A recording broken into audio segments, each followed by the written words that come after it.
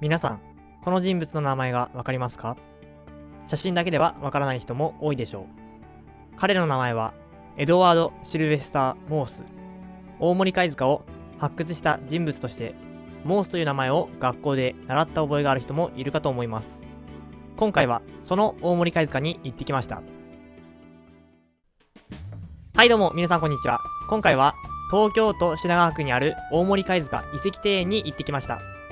大森貝塚といえば歴史の授業で聞いたことあるぞという気持ちになる人も多いでしょう。しかし、なぜ覚えさせられたのか、どういう場所なのかということはわからない人が多いと思います。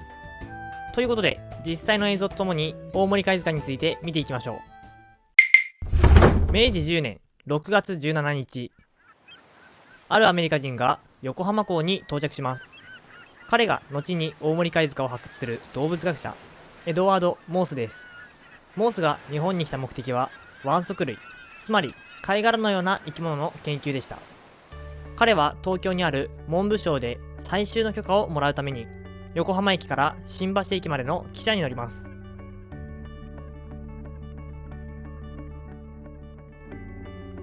汽車は東京へと近づき、大森駅から出発すると左側の窓から貝塚を発見します。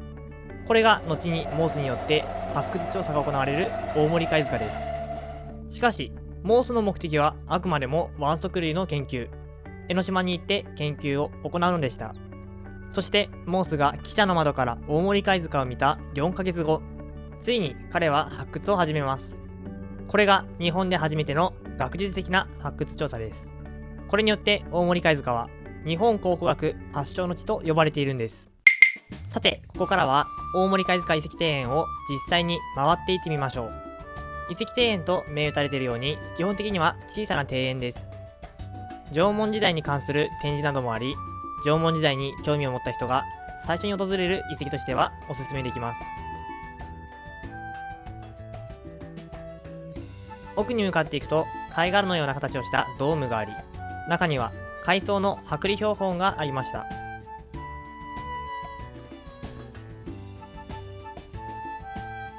そこからさらに奥へと向かっていくと、モースが通った線路が見えてきます。石畳を進んでいったら線路に向かって敷居が立っていました。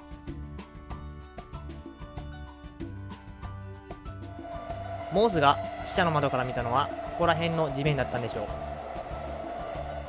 当時のことを考えながら庭園を歩くと感慨深いです。線路から門の方へと戻っていくと、モースの胸像があります。縄文土器を手に持つモース像、ここから日本の考古学は始まったんです。公園としても気持ちのいい場所で、都会で自然と歴史に触れることができる貴重なスポットとなっています。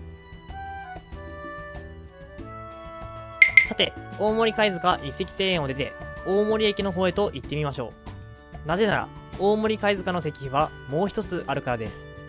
それにはこんな理由があります。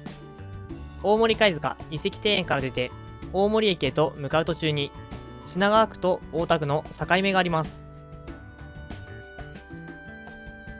実はモースが発掘した場所がどこなのかは長い間不明なままでした。